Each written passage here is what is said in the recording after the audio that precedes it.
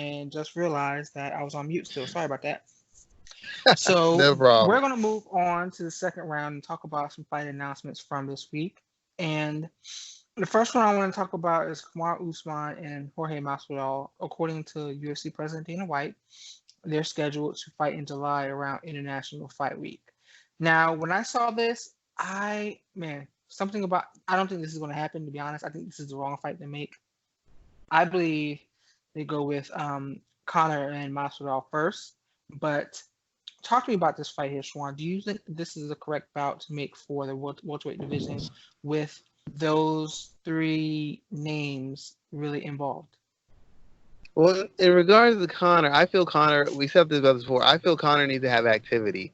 He needs to fight early. He needs to fight often to get sharp, because that's when he's been at his best, is when he's been super active and he's gotten rounds and he's been pushed a little bit. So he's been forced to evolve, forced to make those adjustments, and forced to develop his awareness and his IQ and his techniques on the upward swing, instead of just kind of plateauing and thinking that whatever he's doing is enough. So he needs to be active. So in that regards, I feel this is a good fight. This is a good fight because it's going to force him to have to fight ascending levels of opponents. And then after he gets through his second or third one, now we can start talking about Masvidal's, Usman's, Khabib's, whatever the nature is coming up. As far as this matchup, I don't know what other fights you make at welterweight. I guess you could have Usman fight Covington again, but clearly that fight didn't sell very well on pay-per-view, because if it did, the UFC would be pushing for a rematch. It didn't, so the UFC is not. And it was a pretty decisive win for Usman anyways. I would think Covington would have to put at least a couple fights together before he would get a second shot at the title. Also, Masvidal at this point is the biggest selling option outside of Conor. He's on a huge win streak. He's known in crossover media.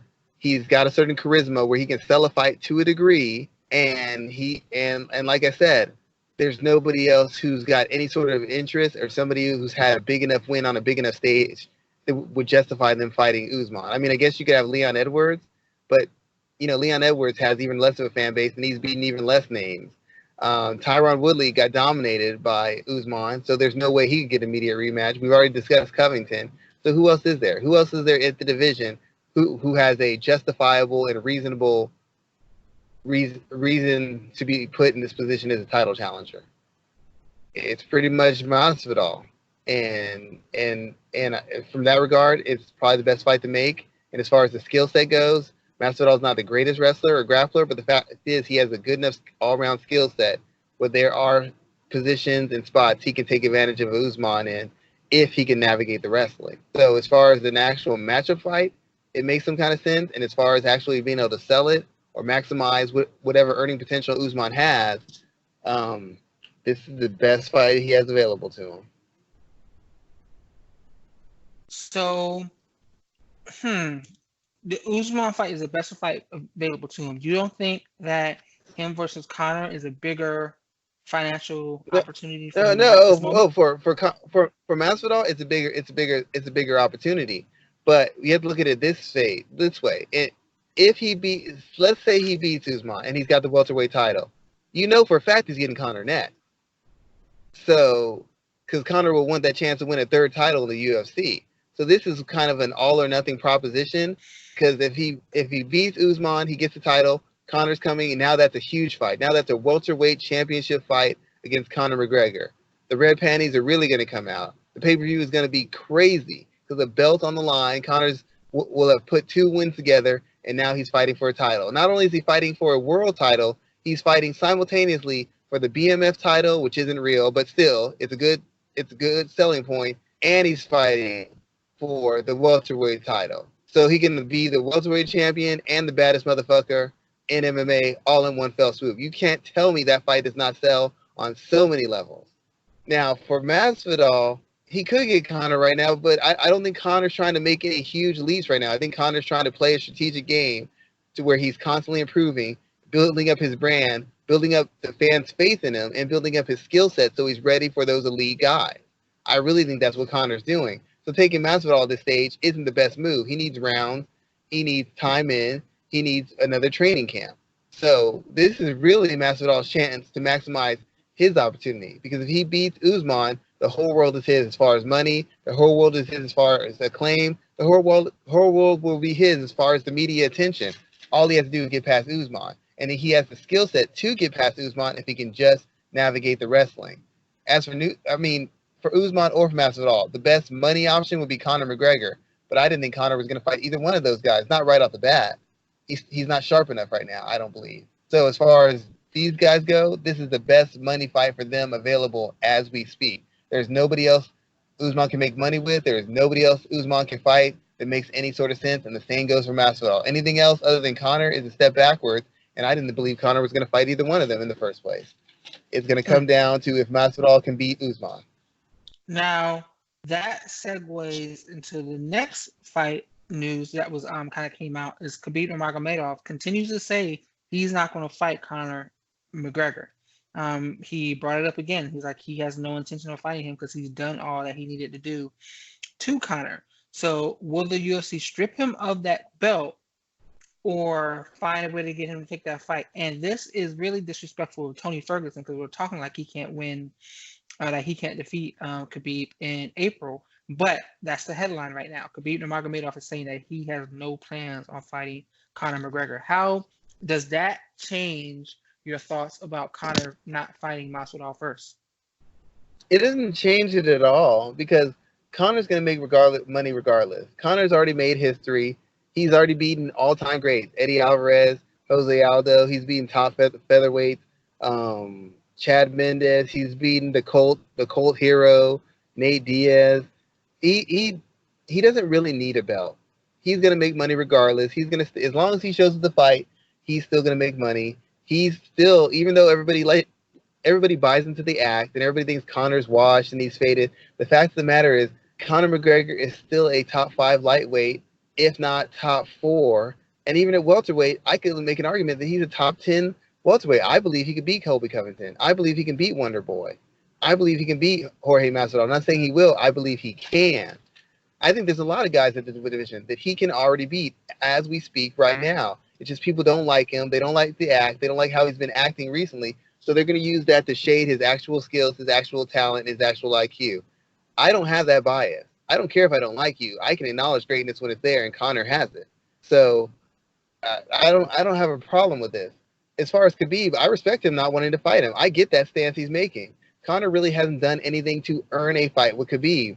Beating Justin Gaethje would do something. Beating Justin Gaethje, beating Tony Ferguson, something of that nature might make Khabib think this is a tougher fight for me. There's a reason I need to take this fight. He's shown me something that makes me believe that he might have a better challenge for me. Beating Donald Cerrone in the fashion he beat him doesn't prove anything. Beating Nate Diaz, if he fights Nate Diaz again, isn't going to prove anything. And I respect Khabib for making that stance. I only hope that he's really willing to make that stand, because it's going to seem really shaky to me if all of a sudden he decides to go ahead with it. I'd rather him be stripped if he's really going to make that stand as far as honor and competitive challenge. I'd rather him just let the title be stripped from him. I don't think the UFC can do that because the UFC's already been accused of being biased and unfair. And as much money as Conor is going to make them, giving him a shot at a belt that he hasn't earned is not doing him any favors. And I don't think it does the UFC's legitimacy any favors either. So I don't think they're going to strip him. I think Conor's going to have to put himself in a position where Khabib feels forced to fight him because of pressure, or Khabib feels forced to fight him because Conor's been so impressive in what he's doing, and so his competitive juices are kind of hyped up, and he's like, well, now I want to face him because I've seen that he's done something better or he's learned something more where he's more of a challenge for me. Now, I guess the dark horse aspect of this is Tony Ferguson. Let's say Tony Ferguson does win in that April bout. How does that kind of shape all of these potential fights being scheduled and planned? Where would you go with that? If Tony Ferguson wins, I still would like to see Conor take another fight before he fights anybody who's elite. Unless it's a Justin Gaethje, just because that's such a fun matchup and that kind of plays to his strength. Even though Justin Gaethje can wrestle, he's not gonna fight a grinding wrestling match. That's just not him. I don't think he has the cardio for it. I don't think he has the discipline for it. I think he's gonna engage and that's going to give Conor the fight he wants, and it's going to give a 50-50 proposition. If Tony Ferguson wins, I think most likely, unless he crushes Khabib, there'll be an immediate rematch. Because if he wins the immediate rematch, that cements him as the lightweight champion, really cements him, and it makes any potential fights with Conor bigger. I don't know that Ferguson cares really that much about Conor. I don't think that he's gonna force that fight. I don't think he's gonna beg for that fight. I don't think he's gonna plead for that fight. I think he's gonna continue to fight. And if Conor gets put in front of him, he'll be willing to take him. I think he might call him out, but I don't think he's gonna wait on him. I don't think he's gonna kowtow to him. So if Tony Ferguson fights, Tony Ferguson wins, the only thing that changes is if Conor demands that fight. And I still don't think Conor's going to demand that fight. I think Conor's going to have 2 or 3 fights before he attempts to fight a championship or before he attempts to fight a really elite guy. That's just my take on it. Unless he fights a Justin Gaethje. A Justin Gaethje fight moves up the timeline.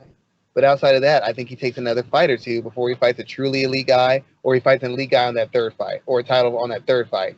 I don't think he's trying to push for that in his second fight in the UFC. That's just how I see it. Which one of these fights gets you the most excited as a fan? I still rather see, if I had a choice, it's either Conor Gaethje or Conor Masvidal. That's pretty much the 2 fights I want to see. Just because it has a combination. Gaethje is a truth machine, what they call in boxing. The way he fights, the intensity, the passion, the physicality, and the power, he's going to, if Conor isn't really 100% back into fighting, he won't be Gaethje, because Gaethje only loses the guys who are willing to walk through fire and really willing to answer all the tough questions about themselves as fighters. So that would tell us a lot about Conor, and it'd be an exciting match for however long it lasts. Jorge Masvidal, a lot of people, he's not what I would call an elite fighter per se, but he's got a pretty much elite skill set. He can do a little bit of everything. So if Conor fights and beats him, he's a guy of comparable size, if not bigger, comparable strength, if not stronger, and a guy who's got a broad enough and deep enough skill set that if Conor's not 100% on his game, he can exploit him in a multitude of ways, in a multitude of levels, and a multitude of ranges. He can strike with him, he can wrestle, he can grapple with him. So he has a couple avenues to win the fight, and he has the physical tools to win it. So both fights, in my case, whether it's Gaethje or whether it's Masvidal, answer a lot of questions about Conor's mindset and Conor's progression as an all-round fighter. He beats those 2, that tells me he's ready to face an elite or a champion next. And those are the 2 fights that excite me the most because of the uncertainty of either one of those fights.